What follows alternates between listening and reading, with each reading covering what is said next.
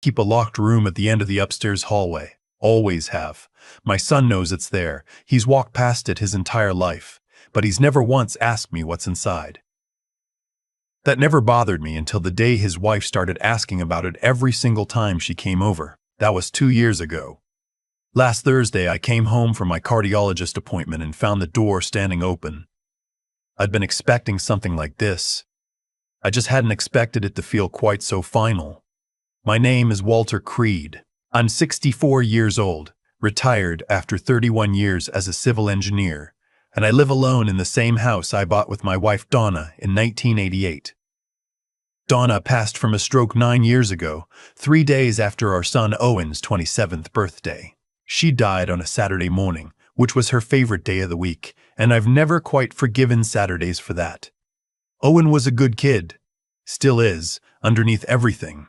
He got his mother's patience and, unfortunately, her tendency to see the absolute best in people even when the evidence is stacking up against them. When he was in his 20s, that quality got him taken advantage of, twice. Once by a business partner who dissolved their LLC and disappeared with $18,000 of Owen's savings, and once by a woman who borrowed his car for a week and came back with a cracked bumper and a request for gas money.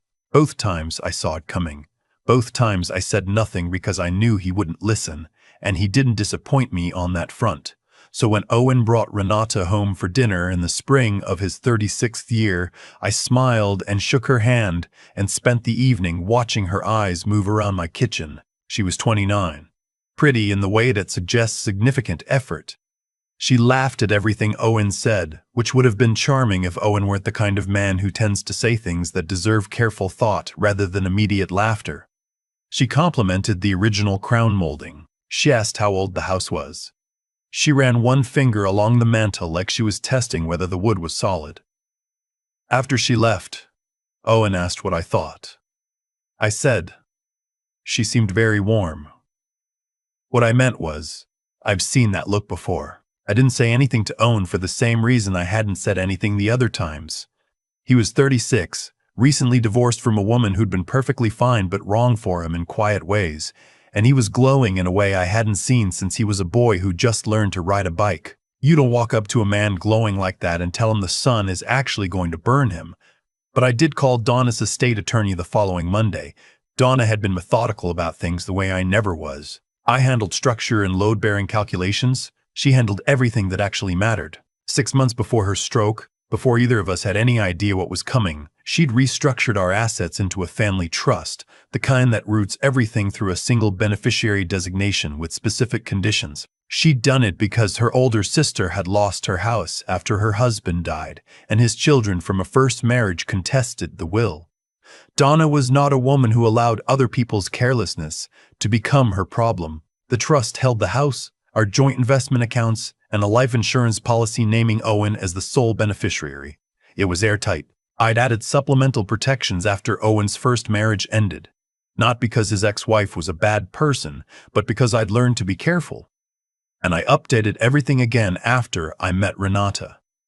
The locked room at the end of the hallway was where I kept the physical files, the trust documents, the property deeds, the account records, and other things.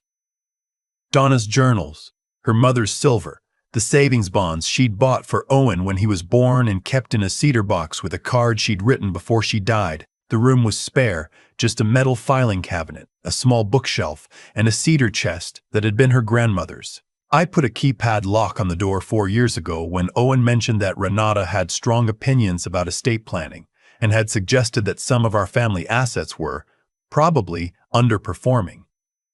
Owen had said this casually, the way he said most things, not registering that I'd gone completely still beside him. They got engaged 7 months after that first dinner. Owen called me from the restaurant where he'd proposed, his voice cracked open with happiness, and I told him I was proud of him and that we should celebrate. I meant both things. I also called my attorney the next morning and made absolutely certain the trust documentation was current, witnessed, and stored in duplicate with his office. The prenuptial agreement had been delicate. I couldn't ask Owen to bring it up. He would have seen through that immediately. So I arranged for it to come from the attorney as standard practice for estates above a certain threshold. Owen was embarrassed about it. He told me Renata had seemed hurt.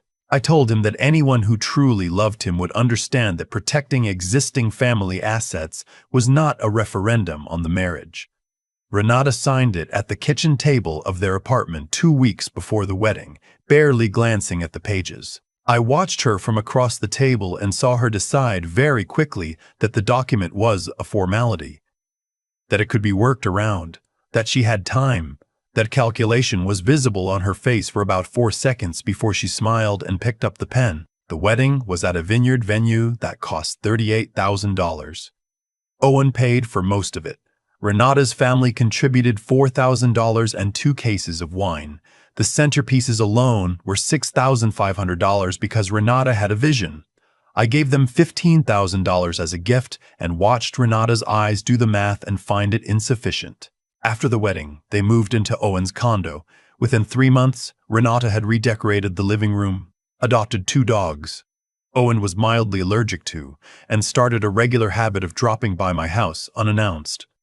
The visits followed a pattern. She'd arrive with coffee, always for herself, never offering to bring me any, and spend 20 minutes asking about my health. Was I sleeping well? Had I seen my doctor? Did I find the stairs difficult? She had the particular brand of concern that is really an inventory. She was cataloging my physical condition the way she'd cataloged my crown molding at that first dinner. The questions about the locked room started around month 4 of the marriage. Not direct questions at first. She mentioned, while standing in the upstairs hallway, that she'd love to help me organize if I ever wanted. She offered to call a professional organizer she knew. She said, once with her head tilted in exactly the right angle of innocent curiosity, that she'd always wondered what I kept in there. And wasn't it funny how a person could live somewhere for months and still not know every corner of it? It's just paperwork, I said. She smiled. Of course. I changed the keypad code that evening. Owen and I had a Sunday dinner tradition we'd kept since Donna died. I cooked, he brought dessert, we ate at the kitchen table and talked about whatever was happening in his life. After the wedding, Renata began joining him, which was natural and right. But the dynamic shifted. Owen would start to say something and glance at Renata first, just briefly, the way a person checks a gauge before proceeding. I noticed it because I'd spent 31 years reading load tolerances, and I know what a structure looks like when it's bearing more weight than it should. A year into the marriage, Owen mentioned, in the careful tone of someone delivering a message he hadn't written, that Renata thought it might make more sense for them to move into my house, given my age, given the space, given how much easier it would be for everyone. I said the house was mine and would remain mine for as long as I was alive, and after that it would belong to Owen, and I didn't see any reason to accelerate that timeline. Owen nodded. Renata, who was sitting across from him, smiled with her teeth. 2 weeks later, Owen mentioned that Renata had been looking into whether there were circumstances under which a surviving spouse could make claims against a trust established before marriage. I said that was an interesting question for her to be researching. Owen looked at the table. She said it was just general curiosity. People tend to research things they're curious about, I said, and people tend to be curious about things that matter to them. He didn't say anything, but I saw him understand something. My cardiologist appointment on that Thursday was routine. I have a mild arrhythmia that's been stable for 3 years and requires nothing more than monitoring and a pill I take every morning. I've never been seriously ill, but Renata had started mentioning my heart condition in conversation with the emphasis of someone making sure a jury remembers a key exhibit. I drove home, parked in the driveway, and noticed Renata's car before I'd even turned off the engine. She'd told Owen she was spending the afternoon with her friend Cassandra. I knew this because Owen had texted me that morning to say he wouldn't make Sunday dinner this week. Renata had plans, and he wanted to spend time with her. I mention this only because it tells you something about the kind of planning she was doing, and the kind of planning I was doing in response. I sat in my car for a moment. Then I went inside. She was in the upstairs hallway. The door to the locked room was open. The keypad housing was slightly scratched, the way a keypad looks when someone has tried several codes before landing on the right one. Later, I would confirm she'd used Owen's birthday. She'd watched me punch it in 6 months earlier. And while she'd gotten the sequence slightly wrong that time, she'd apparently been working on it since. She turned when she heard me on the stairs. To her credit, she didn't flinch. "Walter," she said. Just my name, in a tone that was trying very hard to be the tone of someone who belonged somewhere. I looked past her into the room. The filing cabinet was open, the second drawer. The folders were not the way I'd left them. She hadn't taken anything. I don't think she'd had time, but she'd been reading. "You should come downstairs," I said. She did. We sat in the living room, and I let the silence sit between us for about 15 seconds, which is longer than most people can tolerate. "I was looking for Owen's baby photos," she said finally. "He mentioned they might be up there." "Owen has never mentioned anything of the sort," I said. "He doesn't know what's in that room." She shifted. "I was curious. I know what you were curious about." I kept my voice even. I'd had years to decide how this conversation would go. "You've been curious since before the wedding. You've been curious in a very specific, document-focused way." A silence. "I love Owen," she said. "Tell me about your job search," I said. Her expression flickered. "What? When you and Owen got married, you were finishing a contract position and planning to look for something permanent. Owen mentioned it several times over the past 2 years. He was proud of your professional ambitions." I paused. "Where are you in that process?" "The market has been difficult." "For 2 years?" "Yes." "What did you make last year?" She stared at me. "That's none of your—" "Nothing," I said. "I know because I do Owen's taxes with him. He brings his documents every April, and we sit at this kitchen table and I help him file. There has not been a single dollar of income attributed to you in 2 years of marriage." Her jaw tightened. "I've been managing our household." "You've been managing his household." "You've been managing his household with his money." I leaned forward slightly. "Renata, how much do you think this house is worth?" She didn't answer, but her eyes moved, just once, briefly, in a way that told me she had a number. "You looked it up," I said. "At least twice. I have a network router that logs traffic, and I'm not a man who ignores the information available to him." She laughed, short and sharp. "You've been spying on me. I've been watching someone I suspected was treating my son as a financial strategy. Everything I've seen has confirmed that suspicion." I kept my voice steady. "The house is in a trust, Renata. The investments are in a trust. My life insurance names Owen as the sole beneficiary, with the payout going directly into the trust. The prenuptial agreement you signed specifies that all trust assets remain separate property regardless of the length of the marriage."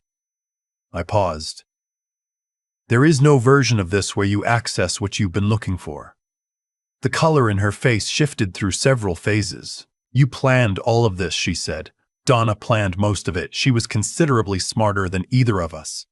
Your wife is dead." I let that sit for a moment. "Yes, she is.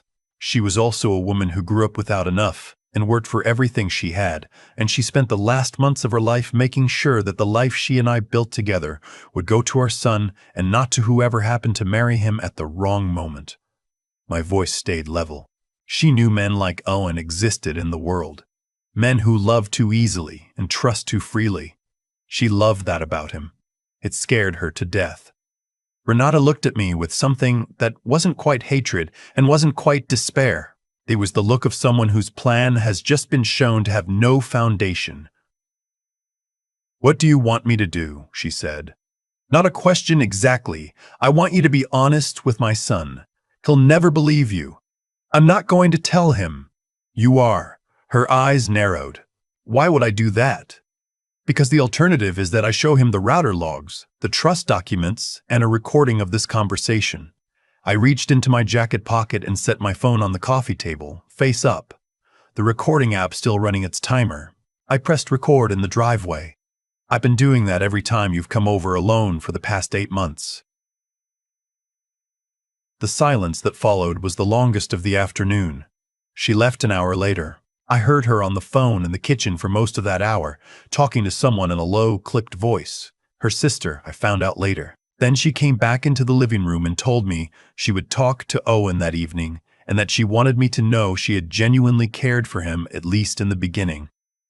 I believe that, I said, because I did, partially. The math had just eventually overtaken the feeling. Owen called me at 9:47 that night. His voice was the voice of someone who's been crying and has stopped and is now in the hollow place on the other side of it. He said Renata had told him most of it.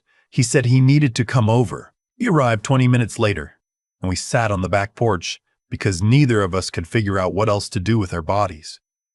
It was a clear night, the kind of October evening that smells like wood smoke and cold grass, and we sat in the dark for a long time without saying much. "You knew," he said eventually, "before the wedding." I suspected before the wedding. I knew after. You should have told me. I'd been preparing for this part. "Do you remember the summer you were 24, I said, and you lent your friend Danny the $3,200 you'd been saving for a truck? And I told you that Danny was going to have a very hard time paying that back, and you told me I didn't understand friendship, and Danny moved to Phoenix 6 months later." Owen was quiet. "Or when you were 30, I continued, and you put $9,000 into your coworker's investment opportunity, and I said I thought you should wait and ask some questions first, and you told me I was too cautious, and then the coworker stopped returning emails." "That's not the same thing," he said, but his voice was uncertain. "It's exactly the same thing. You are a man who leads with his heart, Owen. That's not a criticism. Your mother was the same way. But when I've tried to slow you down, you've heard it as a lack of faith in your judgment. And you've moved forward anyway." I looked at him. "Would you have listened this time?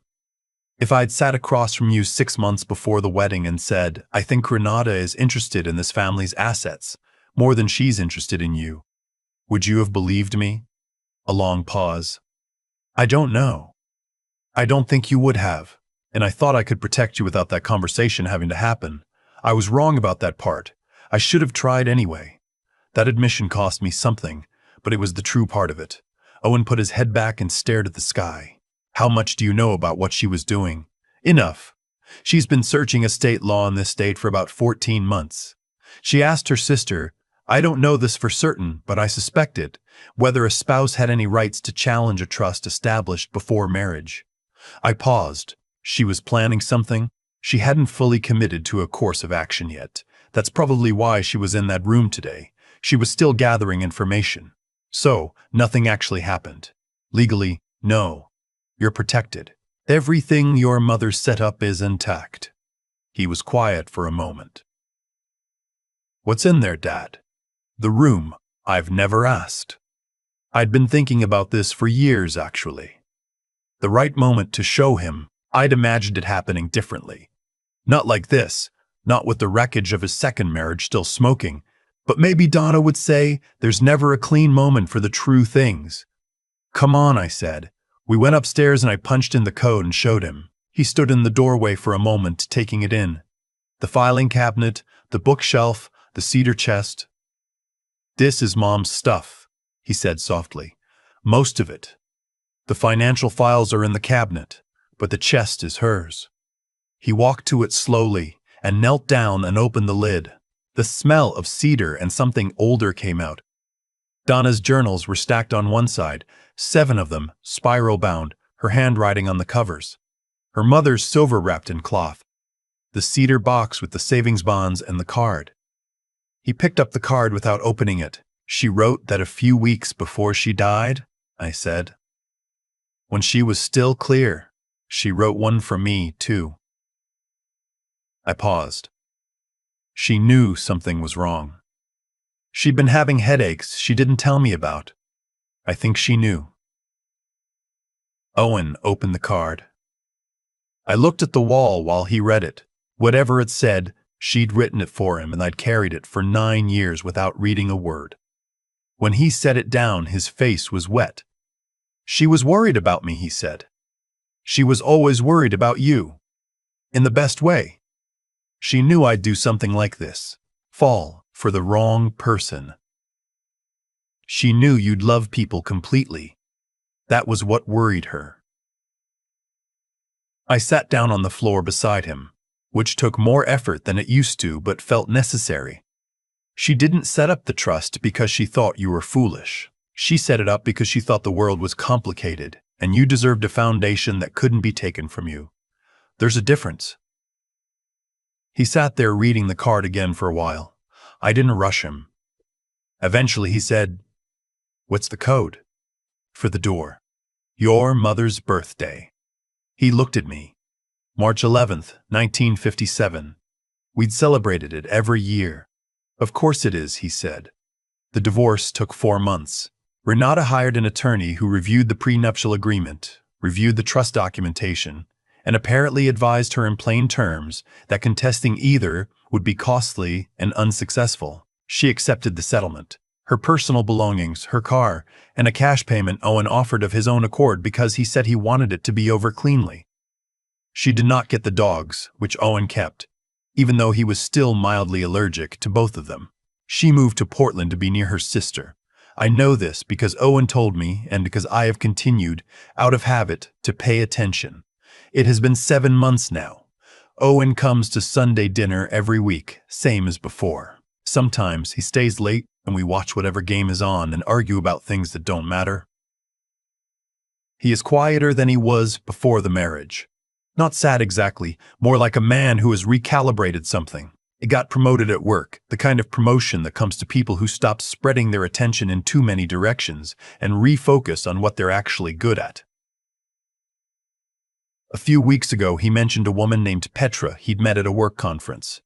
A structural consultant. He mentioned her twice in one dinner without seeming to notice he'd done it. I didn't say anything. But later that evening, after he'd left and I was cleaning up the kitchen, I found myself smiling at the window in a way that felt like something old coming back. Last Sunday, he told me he'd had coffee with her. She'd ordered her coffee and paid for it before he could reach for his wallet. He said it like it was a detail that didn't mean anything. "She sounds practical," I said. "Yeah." He was looking at the table, but he was almost smiling. "She really is." I told him to invite her to dinner sometime. He said maybe. I said there was no rush. After he left, I stood in the kitchen for a while. Then I went upstairs and stood in the doorway of the room at the end of the hall. The cedar chest was closed. The files were in order. Donna's journals were exactly as they'd always been. I've been thinking about having Owen come over with the attorney this spring. Sit down, go through everything together, understand what's his and how it works. He's 37 now. He's earned that knowledge. And honestly, I don't want to be the only person carrying it anymore. I punched in the code, 01157, and closed the door and listened to the lock click. "He's going to be okay," I said to the empty hallway. I think he finally learned it. I don't know if she can hear me, but I've never been able to entirely stop talking to her, so I keep doing it. Some days the house feels very quiet. Other days it feels like she never left. Mostly these days, it feels like enough. I've been sitting with this for a while now, trying to figure out what I'd say if someone asked me what the whole thing was really about, and honestly, I keep coming back to the same answer. It was about what a person decides to do with the time before things go wrong. Renata didn't become who she was in that hallway overnight. Every small decision she made, the choice not to work, the choice to research trust law instead of building something of her own, the choice to stand in a room that wasn't hers, and open a cabinet that wasn't hers. Those decisions accumulated over 2 years of mornings where she chose the easier path. That's not a judgment. That's just how it works. We become, very gradually, the sum of what we kept choosing when no one was watching. What I think about most is Donna. She made her choices at the hardest possible time, when she was sick and tired and afraid, and she still sat down with an attorney and thought through every scenario she could imagine. She didn't do it out of suspicion or bitterness. She did it because she understood that love, real love, requires you to think further ahead than your own comfort. It requires you to protect people from things they can't yet see. That takes a particular kind of intelligence. Not the kind that scores well on tests, but the kind that looks at the world clearly and doesn't flinch at what it finds. Owen is going to be okay. I know that now in a way I wasn't entirely sure of before. Not because things worked out legally. Not because the paperwork held, but because when the moment came and he finally saw Renata clearly, he didn't collapse into denial. He grieved it, which was the honest thing to do, and then he got back up. That takes something. A lot of people don't do that. A lot of people rewrite the story instead of accepting what actually happened. Owen didn't. His mother would have recognized that in him. What I want to say, to anyone who's in the middle of something like this, carrying a truth someone you love isn't ready to hear, is that the carrying is not wasted. You may not be able to stop what's coming. You may have to watch someone walk into something you saw clearly from 50 feet away, but you can make sure the foundation holds. You can do the quiet, unglamorous work of protecting what matters. And when the storm passes and the person you love is standing in the rubble trying to make sense of it, you can be there. Not to say I told you so, just to say, I'm here, and here's what's true. And we can figure out the rest together. I spent 9 years keeping that room locked. Some people might say that was controlling. Maybe parts of it were, but most of it was just a man trying to honor a promise he made to the woman he loved in a hospital room a long time ago. I think that's worth something. I think the willingness to carry something heavy, quietly, for the sake of someone else. That's one of the better things a person can do with their time here. The room is still there. The code is still Donna's birthday. I'm not ready to change that yet, and I don't think I ever will be.